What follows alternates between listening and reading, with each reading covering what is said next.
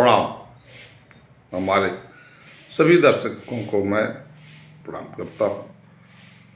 और आज एक महत्वपूर्ण वीडियो में आपसे हम ठंड में कुपोषण से कैसे बचें। जैसे आप ज़्यादा है, डॉक्टर को दिखाइए, सलाह लीजिए।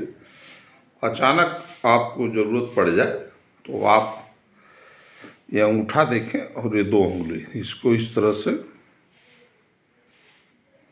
घुमाएं,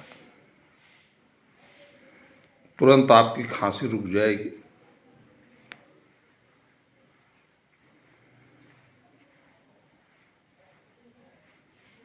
और ज़्यादा अचानक कोई खांसी आ जाए, जैसे लोग करते हैं, तो इस हथेली पर इस तरह से आप कर देंगे, वो ठीक हो जाता है। तो ये 2 विधि का आप हमेशा याद रखें और आप इसे शेयर करना नहीं भूलें। सब्सक्राइब करें, नए हैं तो बेल आइकन दबा दिया करें।